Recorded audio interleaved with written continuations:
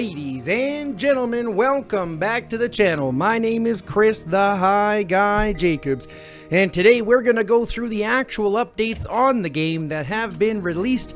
Version 1.36.0 is live. First and foremost, let's read through what the updates actually are, including all the changes that they've brought us to Island Raid, and then we'll go through the rest, and then we can actually talk about some of the, and actually show you some of the updates that they've done. First and foremost, we recommend updating to the latest version of the game for the best gaming experience possible. This will give you a couple quick things. One that you'll mention here very quickly is Liam. Look at that, Liam got a little bit of an upgrade. Talk about daddy features. I don't think it actually has done anything to his skills. It looks like it's just a model upgrade. But he definitely looks way better than what he did before, I think. I give him credit for that one, and that's the only change that I've seen to the character model so far, besides the CO Gina Norah swap that they mentioned, which we will talk about and I will show you. First and foremost, let's talk about Island Raid. Remake opens for registration from December 4th. Please update the game to XS. Number 1, gameplay and map adjustments. So there's a new coin plunder gameplay. Outposts produce prism coins from the second day of the event. Alliances can declare war to plunder prism coins from outposts belonging to other alliances. Now, I'm not sure about this new coin plunder gameplay. It seems to me like they're not just doing Island Raid the way that it was, and they've kind of revamped it into an entirely new event, and added a whole bunch of other things like that. So we'll see kind of how it is, but to have this coin plundering gameplay reminds me a lot and gives me flashbacks to the Monopoly event that they had, which obviously didn't bode well for, you know, most people. It was kind of just a sacrificial event anyways, which is supposedly coming back here again, right? Anyways, declaring war. War can only be declared on outposts during the event. Alliances can directly attack and raid the outpost they have declared war upon, regardless of whether their territories are connected. So this, to me, basically kind of says that you don't really need, like, I'm not necessarily sure how important towers are going to be building. You know, one of the best parts about IR before was that it was very much kind of, you just did your own thing. You didn't have to worry about the, you know, all the crap to do with, you know, working with 17 different alliances in order to get things organized. You can kind of just go out and do your own thing and play your own game that way. Here now, if you can just attack them openly without territories, well, it again seems less and less like Island Raid and more like an entirely different event with the Island Raid tag. Then you've got a temporary helipad. During the war declaration period, alliances can construct a temporary helipad at any location on the map to allow alliance members to relocate near it. The temporary helipad will incinerate after the declaration period ends.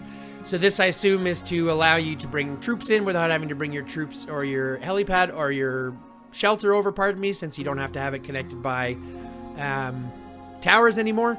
So you don't have to, so you won't be bringing your shelter close. You'll just be helipadding in your troops in order to fight that way, it seems like.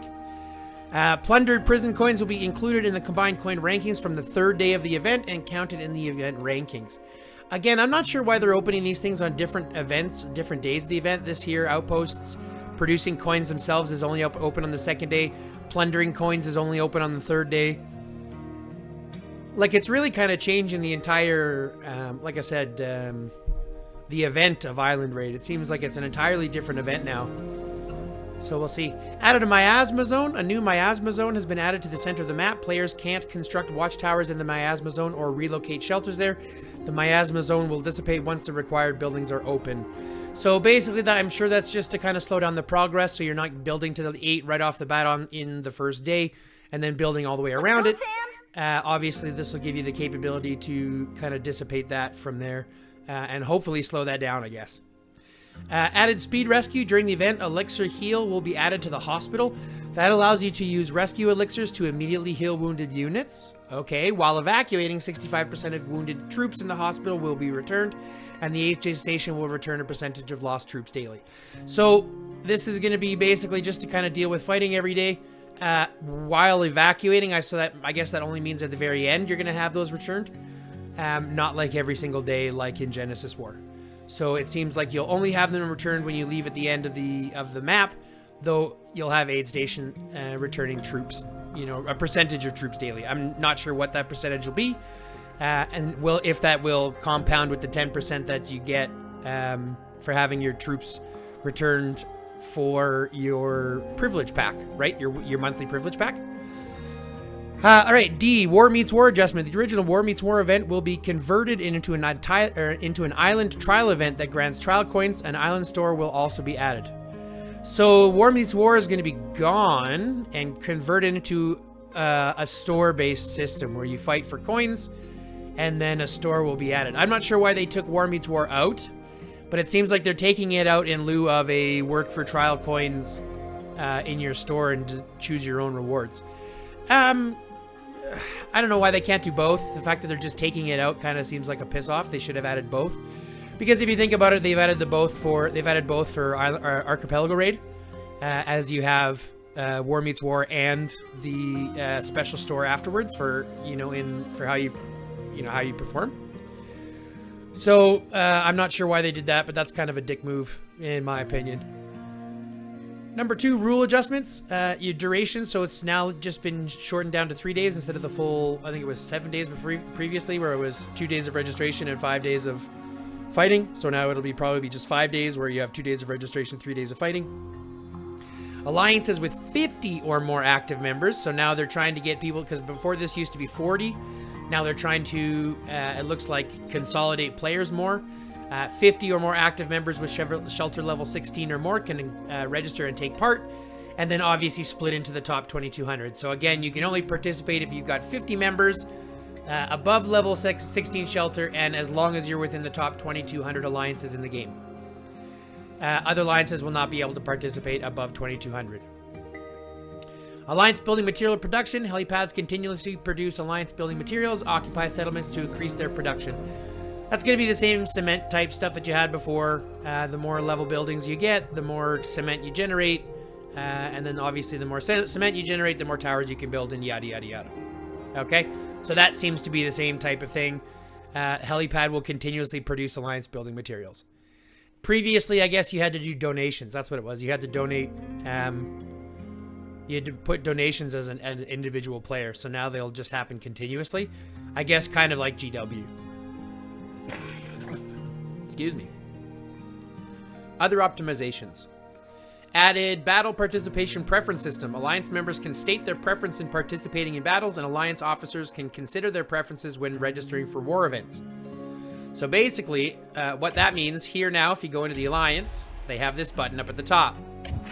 This now allows you to rest or fight or battle, pardon me, depending on where you want to in your preference. And now when registering for these events, I can't obviously show you because we're not registering, it will allow me to see that so we can see who's going to be playing, who's not going to be playing, and things like that. We can act accordingly. Added alliance coalitions. Alliances can now form coalitions. Once formed, the other alliances in the coalition will be marked in a special color and will be protected from attacks during field battles to prevent accidentally friendly fire. So this will be the same thing, the same color type scheme as what you had in Archipelago Raid when they generate factions.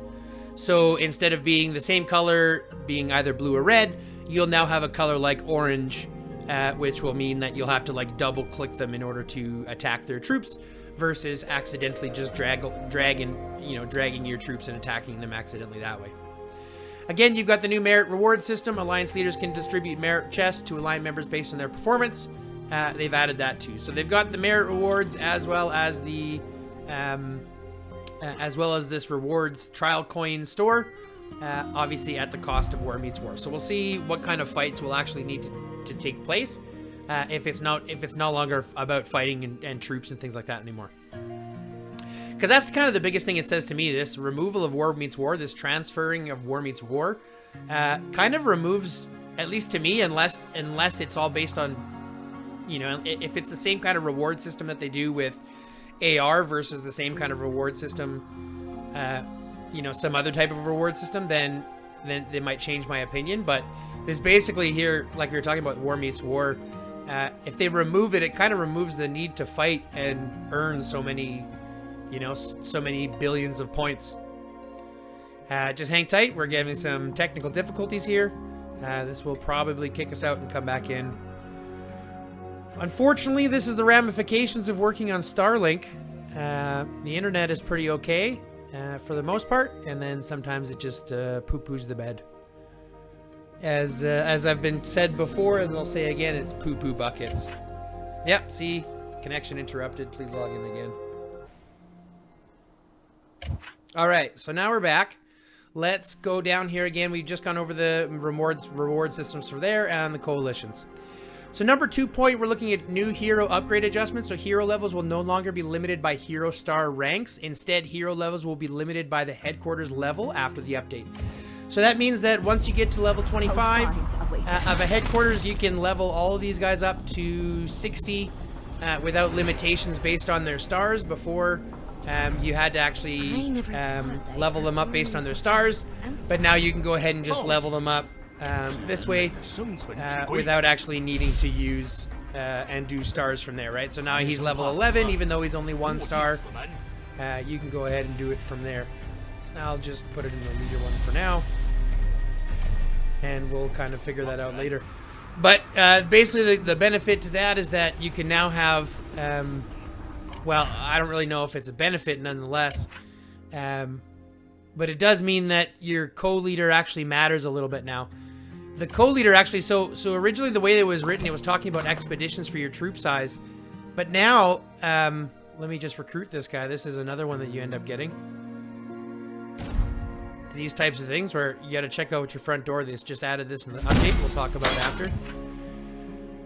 Just remember that guy's there, so check out your front gate. Zoom in and check out your front gate. You'll see them there. What were we talking about? ADHD.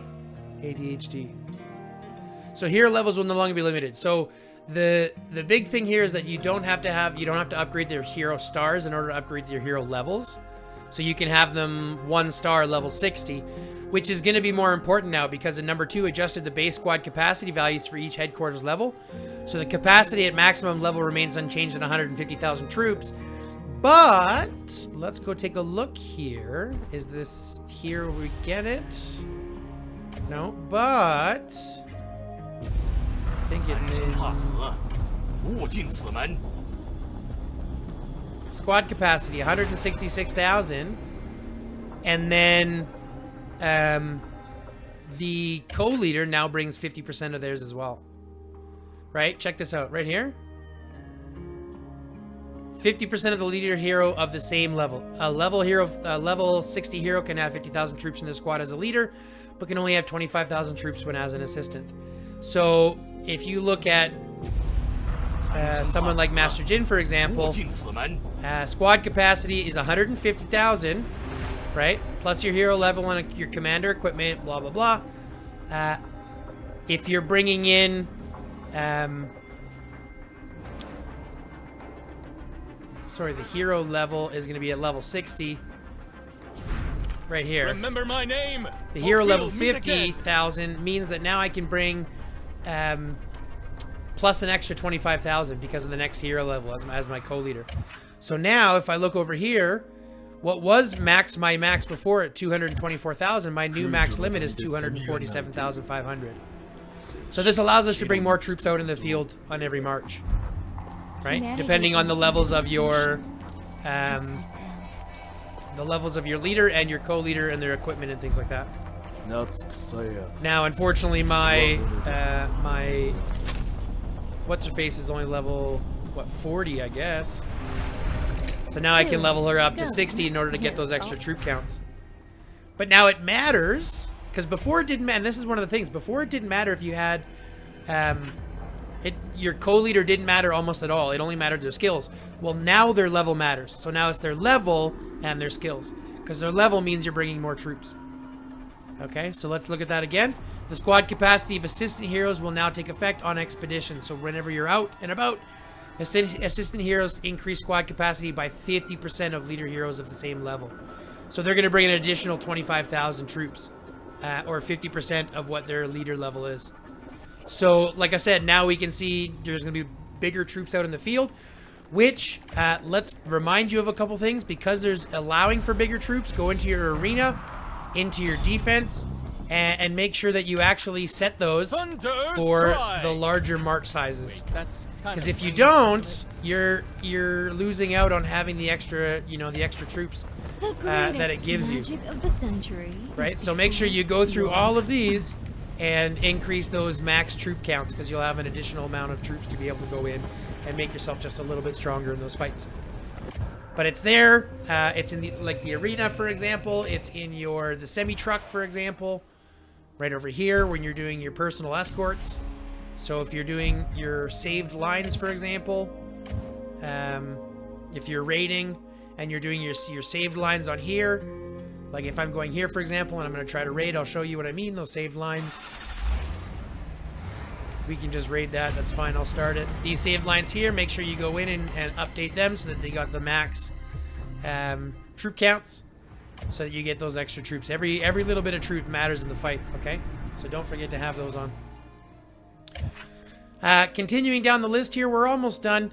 We've got hero source adjustments, so including heroes obtained from the police station searches, memory trip and memory store, radio station store, and weekly elite hero events. Things that they were talking about. So if you go over to the into your campaign, into your memory trip, into the store. So these fragments here are now going to switch between Jaden, Peter, and Hank. So you'll have those ones kind of switching out depending on the, I guess, week. And then as well, if you go over here in your radar store, we now have Martin in the radar store instead of Sarah. So before it was Maxine and Sarah, and now it's Maxine and Martin. And if they have done the switches properly, Crossbow of Rebellion should give, just like this, should give Sarah fragments instead. So I'm going to go ahead and get those Sarah fragments while I can, because obviously the more Sarah fragments, I have to get her awakened anyways. She's the next one to get awakened for the Gathering, guys, as long as you can do it for free. Okay. Next, we are getting close here. Hero Gina. So the hero design adjustments. CO Gina has been replaced by Norah after the update. The heroes and all have been unchanged. Okay. So now, if we go down here, let's look at CO Gina, who is no longer there. Instead, we've got Norah. And I'll be honest, it's nothing but eye candy. I don't know why they all have to have these women bearing midriffs and gigantic breasts, but I guess it is what it is. Welcome to Norah, the Dawn Companion. Skills are all the same as what it was with CO Gina. She's still an attack ranged squad hero. Still in that process. So you've got her and Liam getting the makeup redone, which at the end of the day, I mean, any kind of updates to character models are kind of fun. Not tomorrow. But in the same breath, kind of unneeded if you ask me. This does make me question what they're going to do with CO Gina, though. Because they did say that they're going to bring her back, right? She's been replaced, but they did mention that she will be coming back. Now, whether she comes back as a brand new elite hero or whether she comes back as a brand new legendary hero, that'll be interesting to see. As obviously any new heroes in the game have easy ways, as we've seen with what Stella has been able to do, have easy ways to kind of change the meta very, very quickly. Evaluating. This is the way.